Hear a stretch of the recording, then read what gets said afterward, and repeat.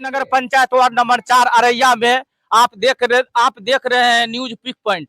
साथियों, आज जो 1 जनवरी क्यों मनाया गया है, मैं सर्वप्रथम बॉम से भारत मुक्ति मोर्चा, मूल्यवासी संघ और तमाम बहुजनों से मैं पूछना चाहता हूं कि आज शौर्य दिवस सुनते हैं और कई के मुंह के सुनते हैं और कोई कोई कहते हैं आज 1 जनवरी क्यों मनाया जाता है। आप इसके बारे में थोड़ा सा न्यूज पिक पॉइंट के मतदाता को विस्तार से बतावे सुनील कुमार जी। आपके चैनल को बहुत बड़ा धन्यवाद कि हमारे इस दबे कुचले जुबान को, आवाज को उजागर करने का काम किया है। आमतौर पर भारत के अंदर जो जनवरी का 1 तारीख होता है उसे लोग जश्न के रूप में, नए साल के रूप में मनाते हैं, लेकिन हम मूल निवासी बहुजन समाज, ये जो अरैया का ग्राम है और आमतौर पर भारत के जो भी जागृत बहुजन समाज है उनमें जिनमें ये जागृति आ गई है वो इसको शौर्य दिवस के रूप में मनाते हैं। इसका एक इतिहास रहा है। सन 1818 में जब ब्रिटिश हुकूमत यहाँ अपना राज कायम करना चाह रहे थे, उसके पास सेनाओं की कमी थी और उसी दौरान 1818 में ही ये मूल निवासी बहुजन समाज चातुर्वर्ण व्यवस्था, जो वर्टिकल सिस्टम था, जिसे चौथे वर्ण में रखा गया था, ब्राह्मण, वैश्य, शूद्र करके जो रखा गया था, जिसे शूद्र के भी कैटेगरी में नहीं रखा गया था, एक समाज था अछूत। उस अछूत समाज ने चाहा कि अब या तो हम ब्रिटिश समाज के साथ जुड़ जाए, सेना के साथ जुड़ जाए, उनकी सरकार के साथ जुड़ जाए, या यहाँ जो पेशवा ब्राह्मण है उनके साथ मिलकर के ये लड़ाई लड़े। चूंकि दोनों तरफ की जो लड़ाई थी, एक पेशवा ब्राह्मण और दूसरा उधर से अंग्रेज, तो अंग्रेजों ने इनको ऑफर दिया था कि अगर आप हमारे तरफ से लड़ते हो तो हमारा जो कानून है वो होगा इक्वालिटी बिफोर लॉ, कि कानून के नजर में सब समान होंगे, समता, स्वतंत्रता, बंधुता होगी और आपको वाजिब जो अधिकार है मानव जैसा वो मिलेगा। इस बात को सुन करके महार रेजिमेंट का जो सेनापति था, जो हमारे पूर्वज थे, सिद्ध नायक ने जा करके पेशवा के सेनापति जो राजा थे, 5वें राजा, उनसे जा करके कहा कि अंग्रेजी हुकूमत हमें इस प्रकार से वाफर दे रहे हैं कि हम उनके तरफ से लड़ेंगे तो हमें ये सब सुविधा मिलेगी। हम नहीं चाहते हैं कि हम अपने देश के साथ गद्दारी करें, इसलिए आप ऐसा करो कि हम आपके तरफ से लड़ेंगे लेकिन आप हमें बराबरी का दर्जा दो। उस पर पेशवा ब्राह्मण ने कहा था कि सिद्धनायक, तुम यहाँ से वापस लौट जाओ, तुम चातुर्वर्ण व्यवस्था में चौथे वर्ण के हो, अर्थात अछूत हो, शूद्र हो, तुम अधिकार वंचित हो और अधिकार वंचित भी रहोगे। अधिकार जो मांगने आए हो तो तुम्हारा अधिकार जो है, सुई की जो नोक है उस पर थर्राती हुई जो धूल का तिनका है, उसके बराबर भी तुमको अधिकार नहीं मिलेगा, इसलिए तुम यहाँ से वापस चले जाओ, तुम स्वतंत्र हो, कहीं से जाकर के किसी के पक्ष से ये लड़ाई लड़ो, हमें उससे कुछ लेना देना नहीं है। तुम चातुर्वर्ण व्यवस्था के तहत शूद्र थे और शूद्र ही रहोगे, अछूत ही रहोगे, हम तुम्हें कोई अधिकार देने वाले नहीं है। तो हमारे पूर्वज सिद्ध नायक ने वहां से वापस लौटा और अपने सेना के साथ निर्णय लिया, विचार विमर्श किया, फिर तय किया कि हम अंग्रेजों के तरफ से ही ये लड़ाई लड़ेंगे, क्योंकि उन्होंने हमें समता का अधिकार देने का वादा किया है। तो सभी की राजामंदी से ये लड़ाई लड़ाई गई और उस लड़ाई में हमारे पूर्वजों ने केवल मात्र 500 महार रेजिमेंट, जो अभी रेजिमेंट के नाम से जाना जाता है, मात्र 500 हमारे समाज के, मूल निवासी समाज के महार योद्धाओं ने 28,000 ब्राह्मणों का कत्लेआम कर दिया और वो लड़ाई जीता। इस प्रकार की दुनिया में दुनिया का सबसे बड़ा नरसंहार कहा जाए और दुनिया का सबसे बड़ा योद्धा महार कहा जाए, वो हम उस वंश के हैं।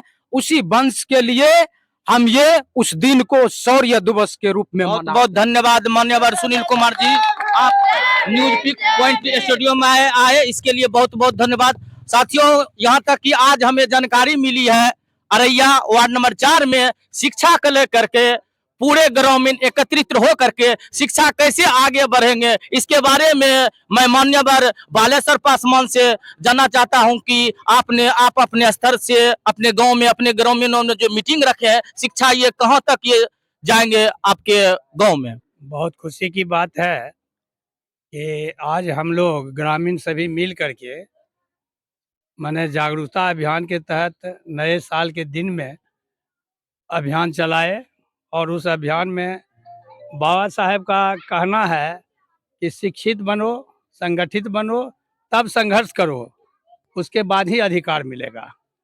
तो जब हम शिक्षित नहीं रहेंगे तो उस जगह पर नहीं जा सकेंगे जहां मेरा अधिकार है।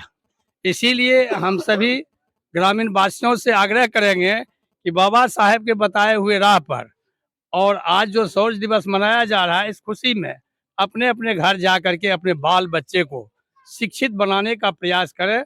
और यदि आप दादा हैं तो पोता से कहिए, बेटा से कहिए कि बेटा तुम अपने बच्चे को स्कूल प्रतिदिन भेजो और तरीके से पढ़ाओ, जो आज उस अधिकार को हम प्राप्त कर सके। ये मेरा बाबा साहेब का कहना है। बहुत बहुत धन्यवाद मान्यवर बालेश्वर पासवान जी, आपने न्यूज पॉइंट स्टूडियो में आए, इसके लिए बहुत बहुत धन्यवाद। अब साथियों, मैं अगले वक्ते के रूप में मान्यवर मोनी पासवान से पूछना चाहता हूं कि भीमा कोरे गांव के बारे में एक संदेश विस्तार रूप से बतावे। सबसे पहले मैं न्यूज पिक पॉइंट के पत्रकार बंधु को मैं जय भीम, जय मूल निवासी, जय संविधान कहना चाहूंगा। और यहाँ उपस्थित अरैया के तमाम बुद्धिजीवी भाई बंधु और तमाम हमारे जो मार्गदर्शक हैं उनको जय भीम। साथ ही मैं बताना चाहता हूं कि जो ये विचारधारा है, ये विचारधारा हमारे अधिकार को मजबूत करने का है। ये विचारधारा हमारे जो भी विरासत में मिली जो अधिकार है कोई छीन ना सके, उसको बचाने का एक विचारधारा है। तो इस विचारधारा को हम बचाने के लिए हम कई लड़ाई लड़ चुके हैं, हमारे पुरखे लड़े हैं, हमारे महापुरुषों ने लड़े हैं। अगर हम जिस जाति में हैं, लोगों ने हमें जाति बना दिया, जैसे हमें पासवान कहा जाता है, तो पासवान का भी एक विरासत है। और वो विरासत क्या है कि हमारे पुरखा जो जैसे बाबा चौहरमल, बाबा सलेश और बाबा कारू, मैंने बहुत सारे हमारे पुरखे हैं जिन्होंने हमारी लड़ाई लड़ी। जिस तरह से लड़ाई लड़ने के बाद जो जीत होती है उसके बाद शौर्य मनाया जाता है, जिसे हम विजय कहते हैं, विजय प्राप्त कर गए। तो हम विजय दिवस जो मनाते हैं, हम जब तक जीत हासिल नहीं करते हैं, और जीत तब हासिल करते हैं जब हम संघर्ष करते हैं। तो संघर्ष हम अभी भी कर रहे हैं। हमारे पुरखों ने जीत हासिल की और हम 5000 साल से आज भी हारते हुए आ रहे हैं। हम आज भी गुलाम हैं और उस गुलामी से मुक्ति पाने का एक ही मकसद है, हम अपने पुरखों के इतिहास को पढ़ें, हम अपने पुरखों के विचारधारा को आगे बढ़ावें। और इस देश में जो कई संगठन है, जिसमें सबसे बड़ा संगठन है वामसेप, और वामसेप का विचारधारा है आपके अधिकार को बचाने का।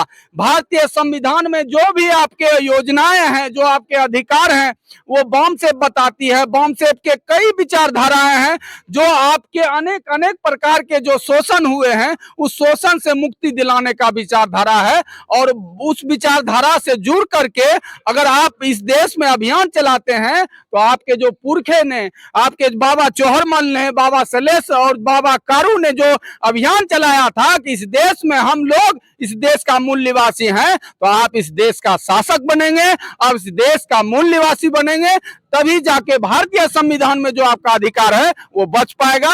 यही हमारा शौर्य दिवस है। इतना आदमी तो बोलता है कि ये भारत का जो 1 जनवरी होता है ये शौर्य दिवस नहीं है, कोई कहता है ये अंग्रेज का पर्व है।